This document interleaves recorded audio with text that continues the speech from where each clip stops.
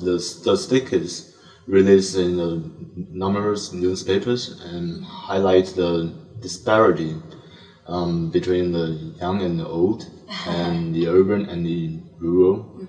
Do you think that's really a problem?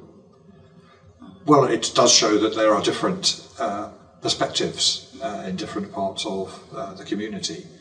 But as I answered the earlier question about Scotland, a referendum is a national mechanism, and you can't weight different votes in different ways. You can't say that a young person's vote counts more than an old person's vote, or an urban resident's vote counts more than a rural resident's vote. One person, one vote. That's the heart of democracy, right? And so we had that debate. We had the referendum campaigns with the Leave campaign and the Remain campaign fighting out in the public debates. At the end of the day, people made their decision. And that's a reality of politics. And so we now have to work through that. The government's aim is to get the best possible deal we can for our new role, but we will remain completely engaged in the world. After all, we are members of the G7, of NATO, of the Commonwealth, of the United Nations Security Council, G7 and G20, I should have said. So we still have lots of opportunities to engage with the rest of the world. Of course, people had different views and about the referendum, but our political leaders elected to lead our country made the commitment to hold the referendum. We've had the referendum, we have a decision. So now we have to implement that. So are you or the UK government worried about that the Scotland might want to have another referendum to? Well, I think I've already answered that question. We talked a little bit about Scotland with the first question. The key point is that the UK as a whole now has to engage in negotiations. And the Prime Minister, Theresa May, has already been in discussions with the First Minister of Scotland and also the Welsh and Northern Ireland leaders as well. And she has said that the negotiations will need to take account of all the views across the UK. So I think I think we have Brexit means Brexit is what the Prime Minister has said, and that is what we now have to deal with. You can't have a system where you have referendum after referendum until you get the right answer. What is the right answer? You put a question, you have an answer. I think it's a matter of choice. You've got to follow that choice. You love your choice and follow it. That's right. We have to now deliver what the democratic process has settled on. And as for Scotland, well, we have to see what the negotiations, how the negotiations proceed.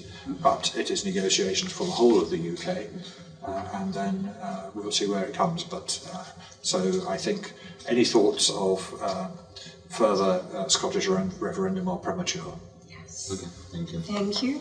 And we invite the third student. I'm Anita from Yongchun Senior High School. And the first question is, due to the uncontrolled immigration, the British old generation, middle classes and workers seem to lose their ages and finding jobs to survive and even to support their families. The gap between the rich and the poor widens. How do British government tackle this problem? Well, I've talked already about the strengths of the British economy, but let me repeat some of that. We are still a very strong and vibrant economy, the fifth biggest economy in the world. In the last 2 years, we have been the first or second within the G7 countries. We have either been the fastest growing economy or the second fastest growing economy. So our economy is still continuing to grow very strongly. That means also that the employment situation is a very positive one. We actually have the lowest levels of unemployment since 2005. The other side of that is that it means we have very high employment rates, I think as high as they have ever been. In the 3 months through to May, we added 176,000 more jobs to the British economy, and over the last 12 months, 624,000 new jobs. So there's absolutely opportunities for employment. We are still rated as one of the top 10 global economies for competitiveness. So I think the government's work over the last several years to bring down the deficit, to drive the economy forward, to grow the economy, are giving opportunities for people. Yes, immigration has been an issue in the debate, but I think uncontrolled immigration is a very emotive term, the word that you used. People use that in the debate, I'm sure. I would see two halves to that. Within the European Union, there is freedom of movement, and that means people from other EU countries can come to the UK to work, but they come because there is work there. At the same time, that also means that British people can move overseas to work, to other parts of the European Union. So that's a two-way process. As for the rest of the world, migration is controlled. We have a visa system. We have a system that assesses the contribution that people will make to the UK economy before they're given visas. And that includes, of course, students from many places around the world, including from Taiwan. And we continue to welcome students from around the world. Okay. If all the British vote to remain, what and how do the British government to appease the anger of the Vote Leave campaign? Well, I think you know the answer to that already from our conversations. We've had a referendum. Yes. The Prime Minister has been very clear that, to use her phrase again, Brexit means Brexit. So we now have to deliver that. We have to implement that. So there is no prospect of a second referendum. We've had the referendum. The people have made their choice. That is democracy. And now we have to implement that. Okay. Do you consider that Brexit is not the end, but a new start for the better business negotiations with the EU? Well, as I've said, we now are in a different, or will be in a different world when we leave the EU. For now, we are still in the EU. We have all the rights and obligations as a member state of the European Union, and that continues until the point the negotiations conclude and we leave. The EU is a hugely important market to us, so it is right that we will want to find the best mechanism to maintain our trading and other relations with the EU.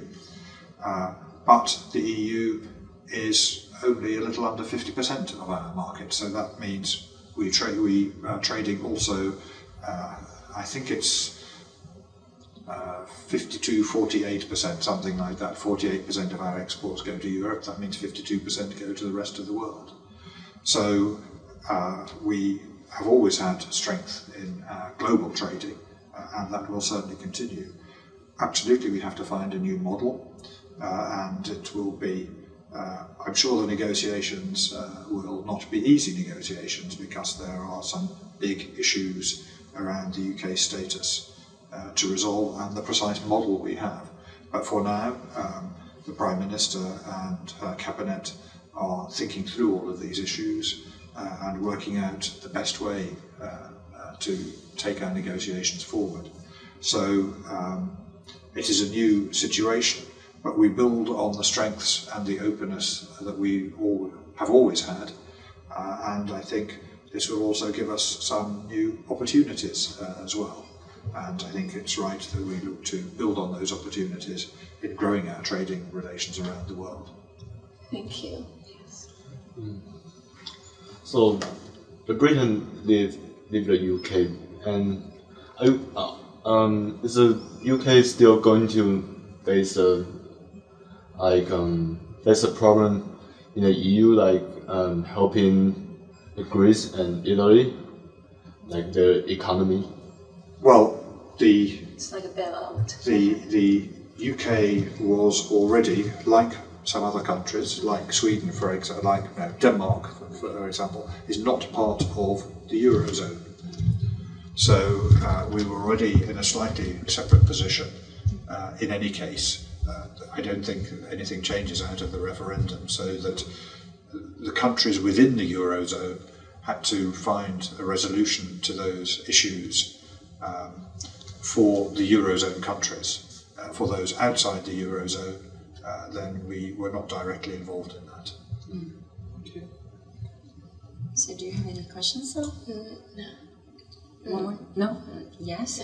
So thank you so much, Ambassador, and thank you for taking us this very substantial interview. I think you give a lot of insights, opinions, and ideas to all the students, and thank you again. And would you like to say some of the comments to encourage the students and say some of the words to our program? Yes? Well, first of all, it's been my pleasure to have you here today and to answer your questions. Some very challenging questions, so thank you for those.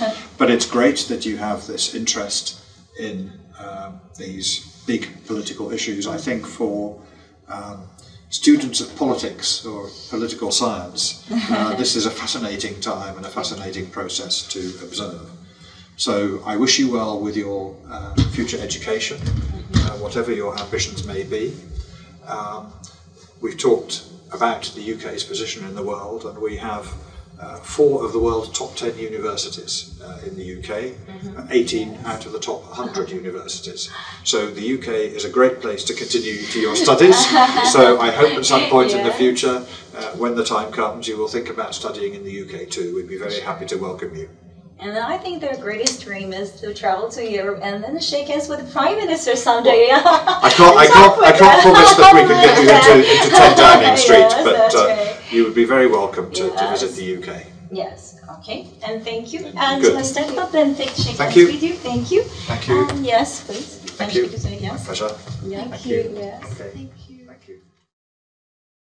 在这次的访谈中，我们跟大使深入对谈很多在英国脱欧以后的整个世界的局势跟难民问题等等的。然后大使他很亲切，然后都很深入的跟我们一起探讨这些问题。这是很棒的经验。从这次的课程中，我们学到很多东西，像从前天的历史学习，还有英文学习，我们学习到怎么跟大使访谈，还有需要问他什么问题。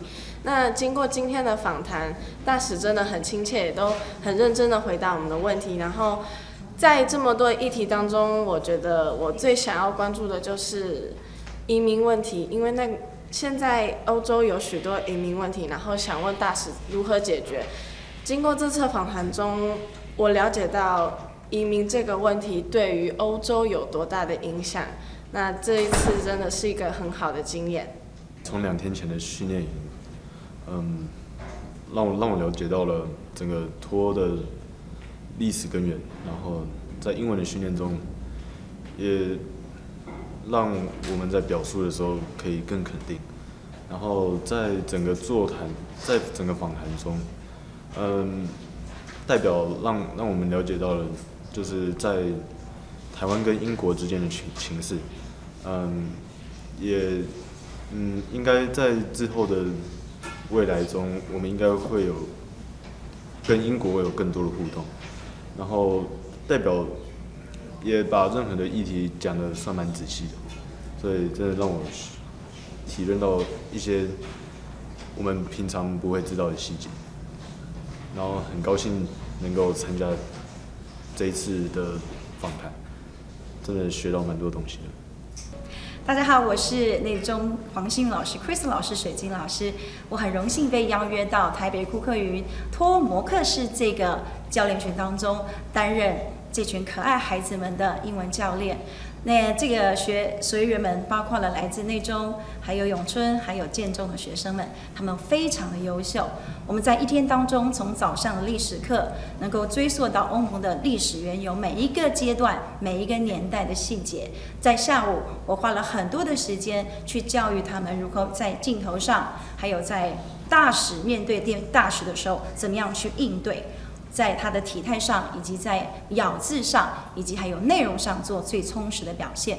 他们的成就相当的好。那么在8月4号最后一天的时候，我几乎没有办法睡好。那也是在最后一天晚上，我不断的跟他们讨论所有的访谈细节，还有访谈内容。那么今天我终于放下了一口气，能够看到学生们的优秀表现。那我很讶异可以看到我们的大使这么的亲切，整个过程非常的流畅，这也证明了我们台湾的学生可以做得到。我想这次的表现是超越了许多国家没有做到的，也是亚洲国家没有做到的。我希望能够台北市政府能够持续这样的一个program 这样的计划，让我们的台湾学子们不断的从翻转教育当中学到更多，也希望我们的学子不仅仅是这些少数的学校，有更多的学校能参与。那么祝福我们台湾的教育，让我们的学生更加的优秀。谢谢。